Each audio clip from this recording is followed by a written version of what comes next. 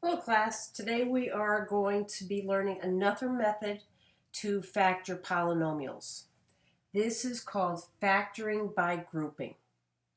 And we use this method, and here's an example, when we have four terms. We're going to group the first two terms, and we're going to group the last two terms, and we are going to factor out a common monomial from each. So here it's going to be x squared. Here it's going to be 2. And we factor that out. We hope we're going to see a common binomial term. So the easiest way to learn about this is let's do some practice problems. So let's start with the basic concept. Right here, we have a common factor. We have two terms, okay? And what is common is our x plus 2. So we can pull that out because it's common here, it's common here. We get x plus 2. And then what we're left with is 3x minus 2. Okay. And you're saying to yourself, why does that work?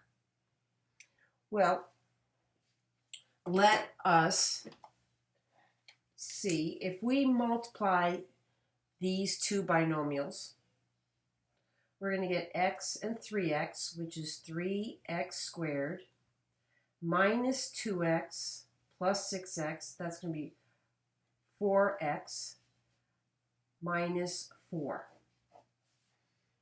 Now, if we were to multiply these guys, the original equation, we're going to get 3x times x, 3x squared, 3x times 2, plus 6x, negative 2 times x, minus 2x, negative 2 times 2, minus 4. And you notice that when we simplify this term, these are both equal. All right? So that's just to prove to you that this does work. So what we have here, a second example. Why don't you take a minute and try to do it yourself? And I'm going to do it and then look up and see if you got the correct answer.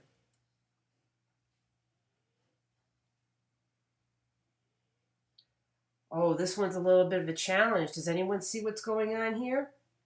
We have x minus 4 and 4 minus, we have y minus 4 and 4 minus y. Well, those aren't common, are they? But what if we rewrote this as negative 1 times y minus 4? Aren't these two identical? Isn't this going to be negative 1 times y gives me negative y, and negative 1 times negative 4 gives me positive 4. So I think you're going to see where we go with this, but let's just rewrite this problem. We're going to have y squared, y minus 4. Now we have to simplify this.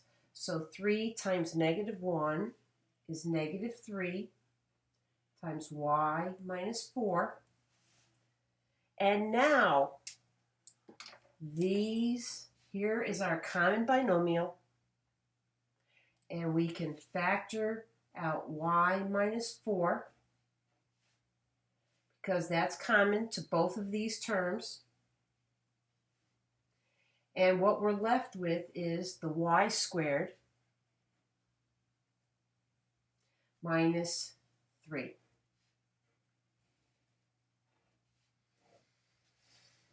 If you wanted to check that these two were equivalent, you would multiply this one and you would multiply this, and they should be identical. They should be, this and this should be equivalent expressions. So the essence of factoring by grouping is that we want to find a common binomial term that we can factor out.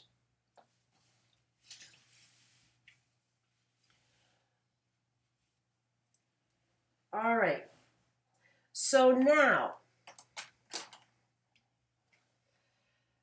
what are we going to do? And this is good to do this process in your notes, and then you're going to see some shortcuts as we go along. So the first thing is we're going to group these terms.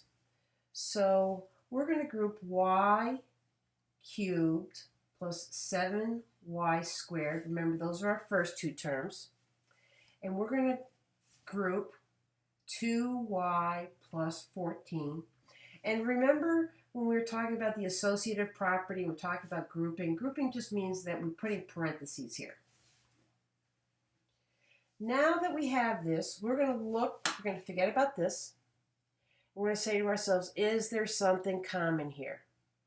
And you're going to say, of course, y squared. And I am left with y plus 7, because if I multiply these, I get y cubed, multiply those, 7y squared. Now I'm going to forget about this. What's common here? Well, I've got a common 2. So 2y plus 7, okay? And I'm very happy with what's going on here. Let me make that a little bit bigger, because you can see now that I have a common binomial. So I can factor out that common binomial, and I have y plus 7, and I'm left with y squared plus 2. And that is factored completely. Okay? And here's a little footnote for you. Remember that you can check a factorization by multiplying the factors. Okay, so if I take y times y squared, that gives me y cubed. Y times 2, well, that gives me my 2y. 7 times y squared gives me my 7y squared. And 7 times 2 is 14.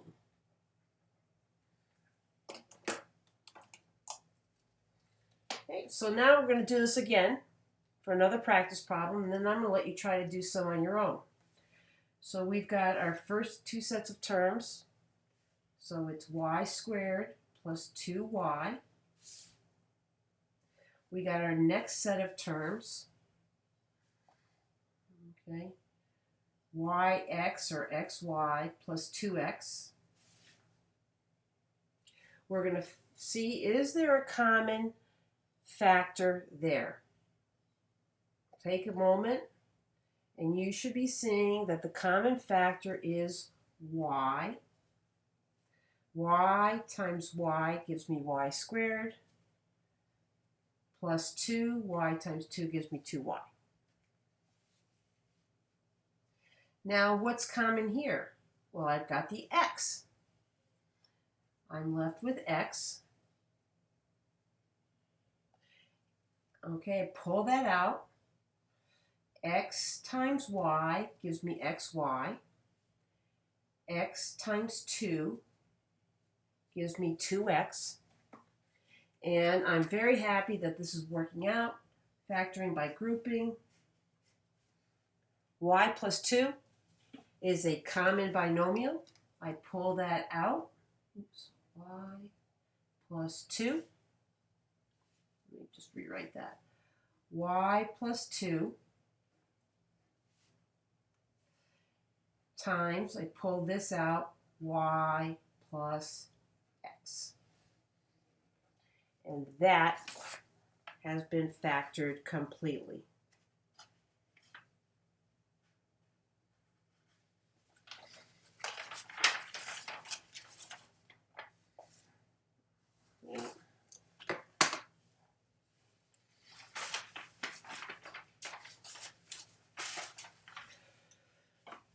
Now sometimes you know that we always write our polynomials from highest to lowest exponent.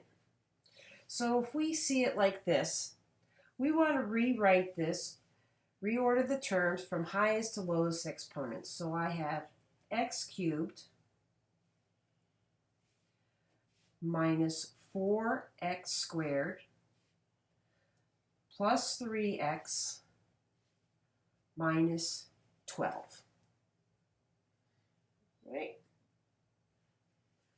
And now we have it in that order. Okay. And now we're going to learn a few shortcuts. We don't have to put the parentheses around. We can visually just underline the first two terms and underline the second two terms. What is common here in these first two terms? Well, it's the x squared. And I'm left with x minus 4. Make sure you know where those numbers are coming from. X cubed minus 4x squared. What's common here? Well, plus 3. And I'm left with x minus 4. So my common binomial, I have x minus 4, x squared plus 3.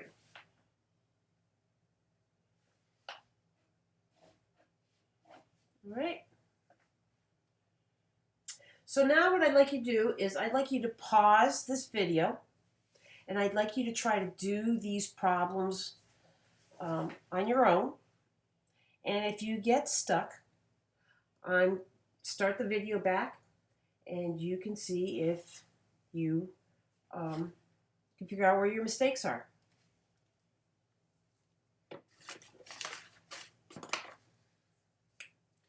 All right, so this one is just looking here. We have a common binomial. We pull that out and we get z minus 6. All right, and then we have 5z plus 4.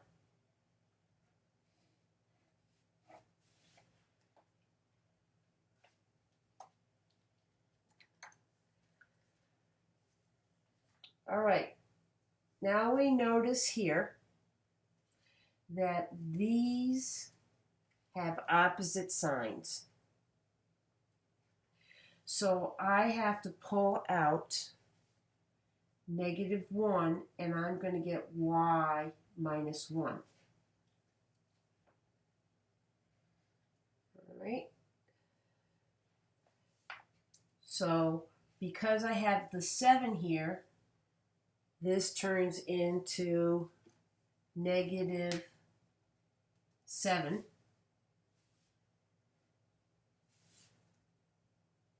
So now my common binomial is y minus 1.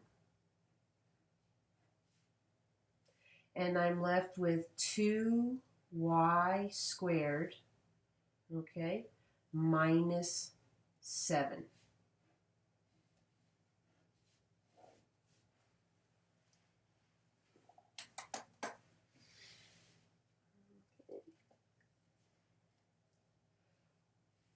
So now here we go. Another problem.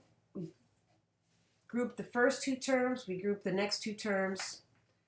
X squared is common, so I'm left with x minus 4.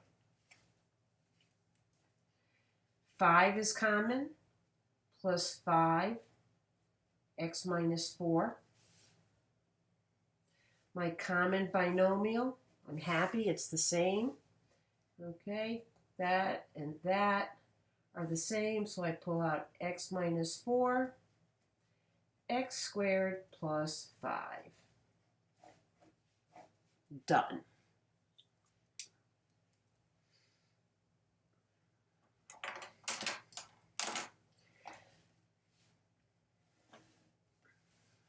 And the last one, these are not in the correct order, so first I have to rewrite them in the correct order. N cubed plus 8n squared plus 6n plus 48. I'm going to factor the first two terms and the last two terms. We have n squared, n plus 8,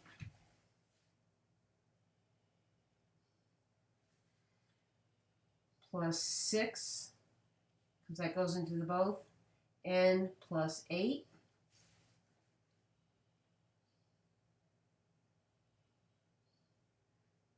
And so now I've got a common binomial factor, n plus 8. And we have n squared plus 6. Now this might be a good break time for you, okay, to kind of make sure that you've processed this information. And I have set up 2 different homework assignments. You might want to start the Part A for Section 9.A. Make sure you understand how to do these problems, and then come back to this video and finish it up. But I'm going to keep going.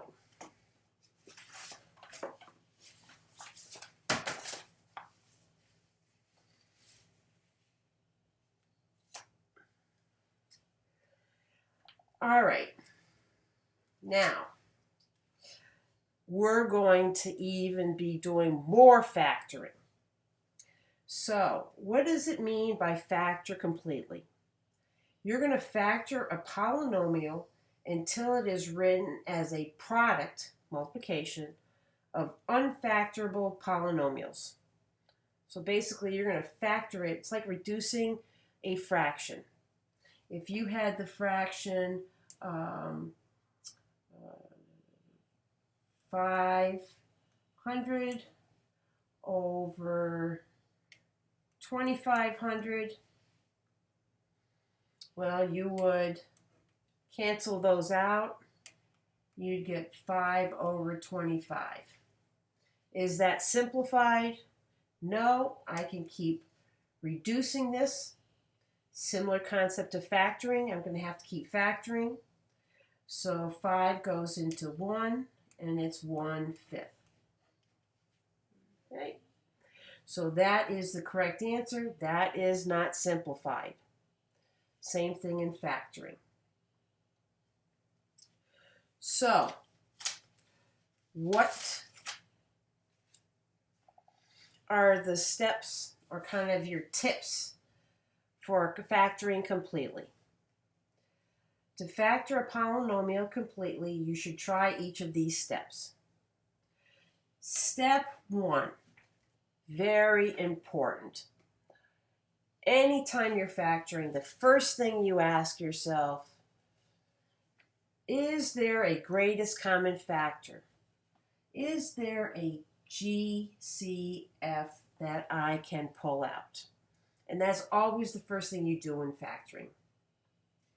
2, you think about your special cases. Okay. Do I have an x squared minus 9?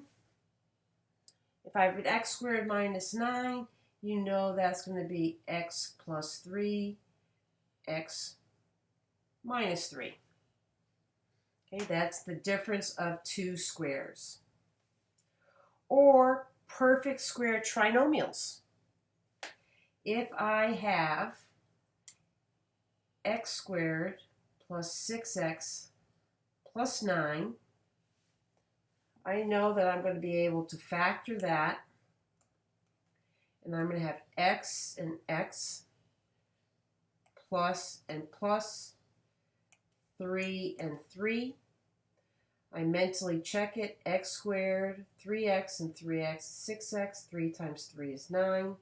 So I have my binomial square x plus 3 squared. Okay, so those are your special cases. Don't forget about them. Okay. The third thing you do is you factor a trinomial of the form ax squared plus bx plus c into a product of binomials. Okay? Meaning x plus 2, x plus 3. Okay, I've got two binomials. Finally, factor a polynomial with 4 terms by grouping.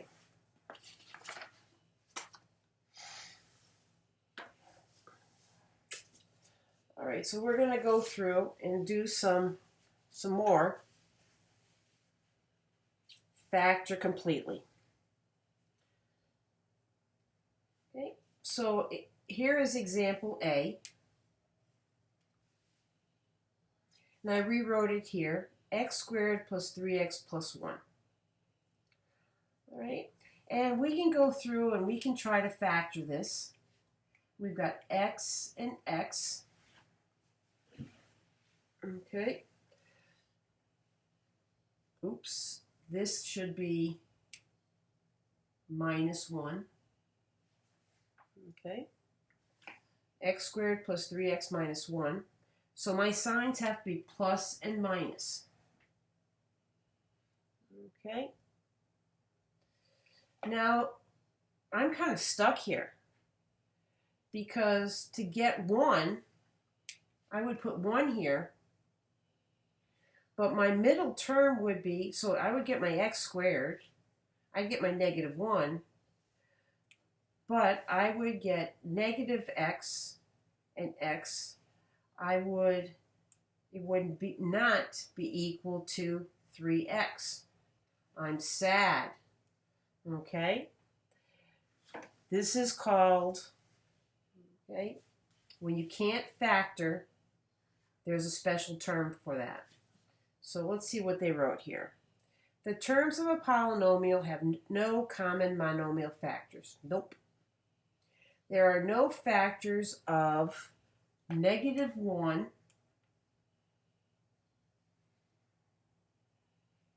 okay, that sum to 3. There's no factors of negative 1 that sum to 3.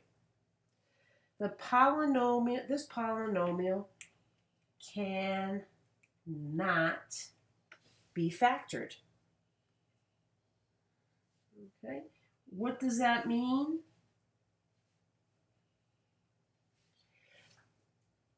The answer is, to this problem, you can't factor it. So the answer you would give would be prime. It cannot be factored. Okay.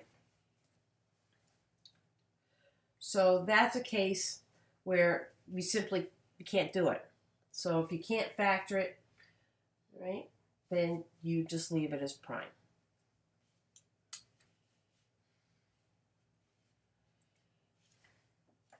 So now we're going to try B. And we look at this, and the first thing we say to ourselves, is there a common factor? Well, the common factor is 3r. Okay, 3r is common here, 3r is common here.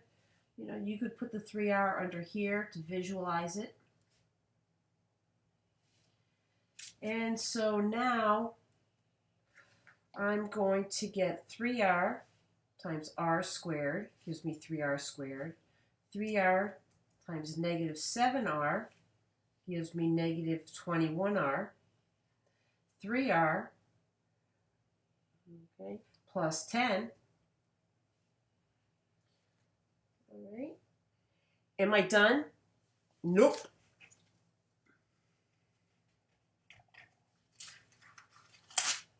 Keep factoring. Okay. We bring this down. We've got 3r. Now, the leading coefficient is 1. We're happy. We need 2 factors of 10 that sum to 7. So you're thinking about that. So the first thing we do is, it's r and r. Give me my r squared. Okay. Since this is positive, my signs have to be the same to get a positive 10. That's negative, so my signs are negative. So it pops into my head. The factors have to be 2 and 5. Because negative 2 times negative 5 is 10. And negative 5r and negative 2r is negative 7r. So now that's called completely factored. Okay? Notice that in our definition, all right, we keep factoring until we can't factor anymore and we can have no integer, all of our, excuse me, I have to go back here and fix this, with only integer coefficients. Okay, so the coefficients here, okay, the numbers that precede the variables have to be integers.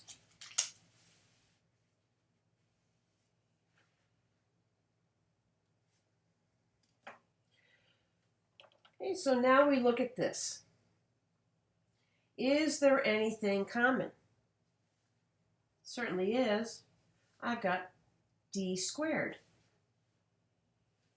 So then I pull that out and I get 9d squared minus 4. Am I done factoring? Absolutely not. We can keep factoring that. That's the difference of two perfect squares. So I bring down my d squared. And now I can factor these perfect square, minus sign. 3d and 3d gives me 9d squared. 2 times 2 gives me 4. My signs are plus and minus. I mentally double check it. 3d squared, negative 6d plus 6d, middle term cancels out. 2 times negative 2 is negative 4. That is completely factored.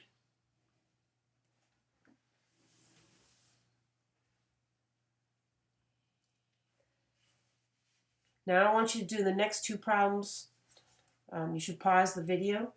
But the first thing I want you to see is if that leading coefficient is negative,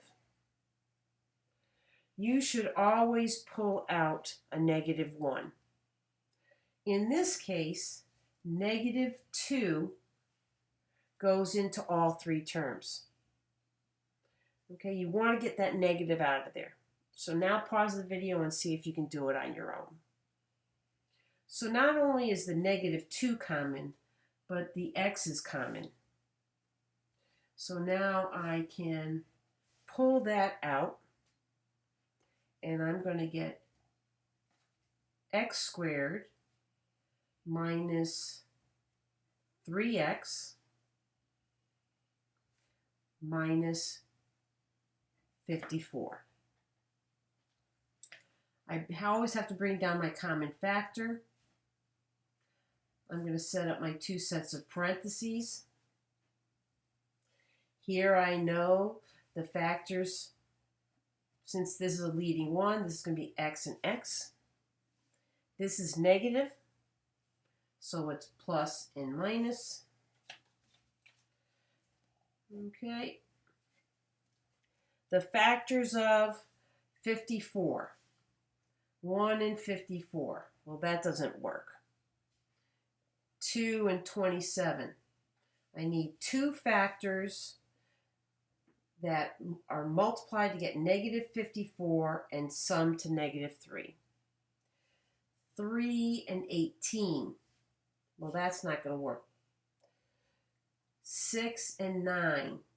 Okay, that makes me happy because the difference is 3. So that is going to give me my middle term. The question is the 3 go here or the 3 go there? Now, since this is negative, 6 and 9. Sorry about that. 6 and 9, and there's a difference of 3. So, where did the 6 and 9 go? Well, I'm going to put the negative 9 here and the positive 6 because negative 9 plus 6 gives me my negative 3. And I can mentally multiply that to make sure that's true. X squared negative 9x plus 6x gives me my negative 3x. 6 times negative 9 is negative 54. Done. Okay.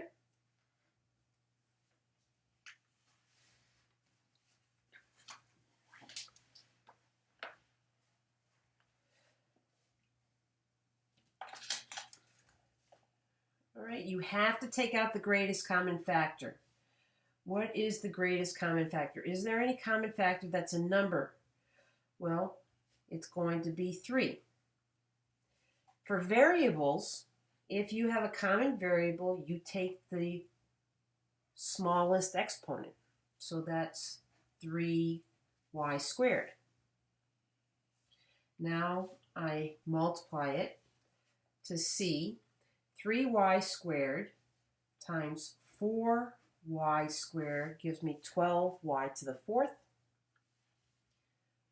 minus 25. Okay, negative 25 times 3y squared gives me my negative 75y squared. All right, I have to keep factoring because I can factor this. I got 3y squared. And I'm going to set up another set of parentheses. Perfect square, negative. 2y and 2y. My signs are plus and minus, 5 and 5. And just make sure that this is that's a 2y. 4y squared, negative 10y, plus 10y. Those cancel out. 5 times negative 5 is negative 25. Done. Okay. Only one more page, guys.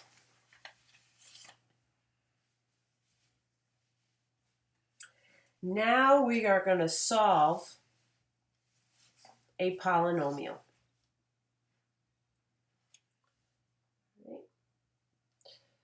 Let's see here. What are the steps?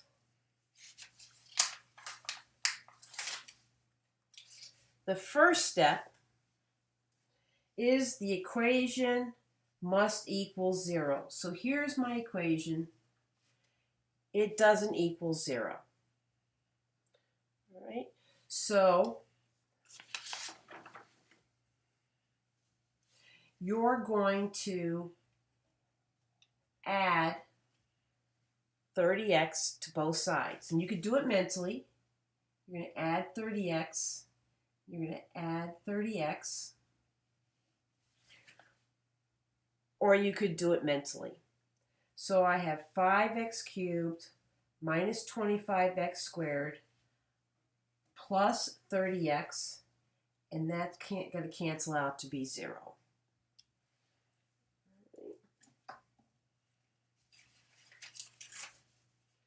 The next step. Is there a greatest common factor? That's the first thing you always do. Is there a greatest common factor? Well, 5 goes into each of those. And I've got the variable x. The smallest exponent here is 1. So I'm going to factor out 5x. You do it. You can yell at me through your monitor if I do this incorrectly. 5x times x squared gives me 5x cubed minus 5x gives me 25x squared plus 6.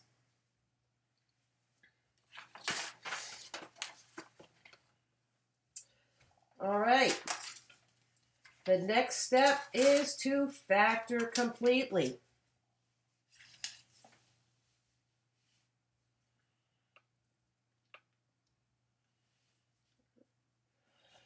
So, you can keep factoring this. We have 5x. And this is fun factoring. This is so easy, okay, because the leading coefficient's 1. So we know it's going to be x and x. Because of this, we know our signs are both negative. We need 2 factors of 6, 1 and 6, 2 and 3, okay, that sum to 5. So -2 and -3. Now they say here, remember you can check your answer by substituting each solution for x in the original equation. Oh, we're going to get to that later. Okay, that's the last step. This actually should go down there. Okay, so now the 4th step.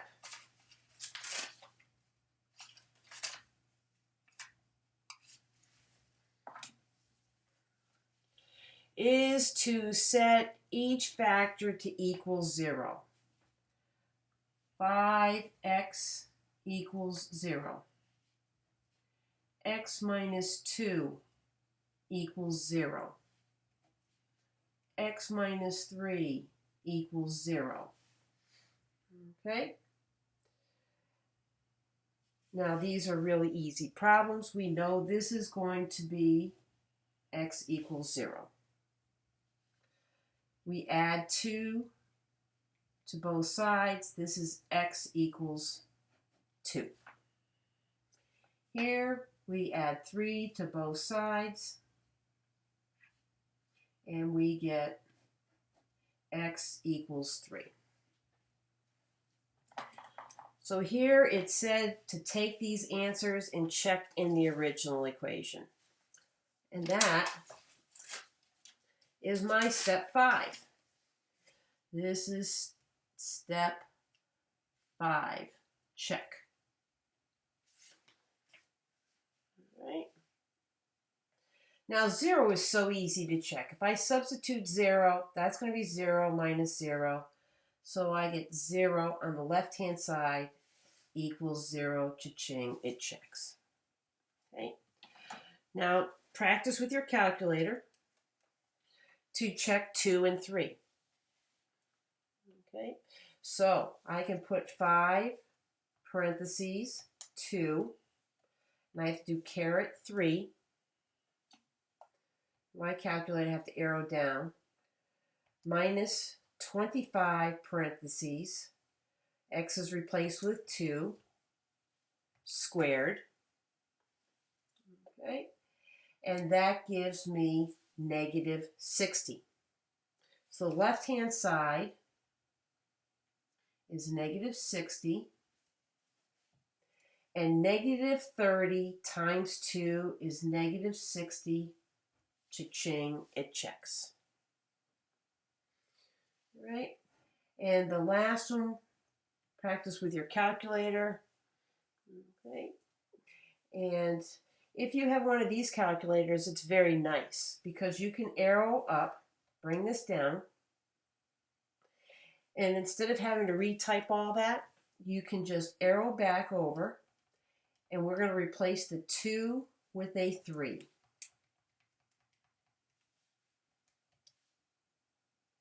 So the left-hand side is -90. This side is -30 times 3, -90. Cha-ching, it checks. Okay, so now I'd like you to pause this video, and I would like you to do this problem on your own. and come back if you're getting stuck. Hopefully you're going to try it on your own, right guys? So this equation is not equal to 0. So I have to get this onto the other side. I can mentally do that. 2x cubed plus 2x squared minus 40x equals 0. I'm going to make this a little bit bigger.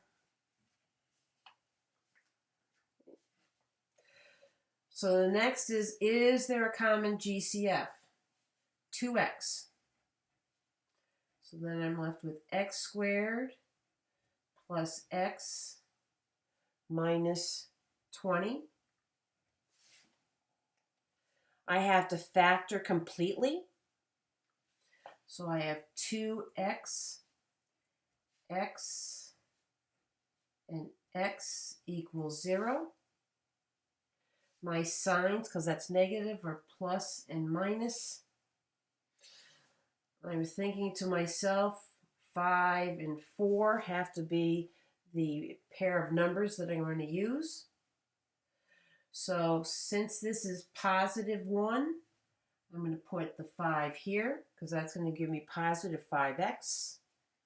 And the 4 there, minus 4x.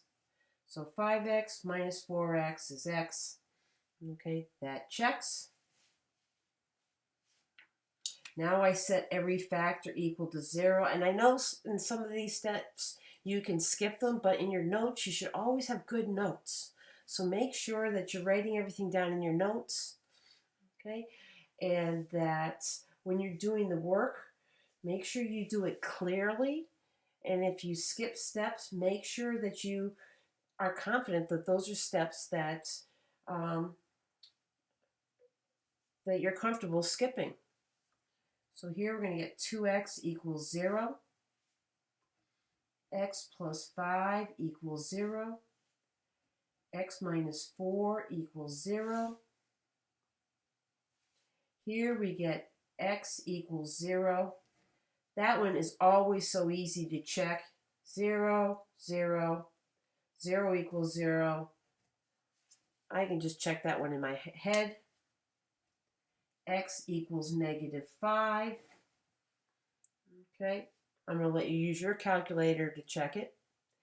And here, x is equal to 4.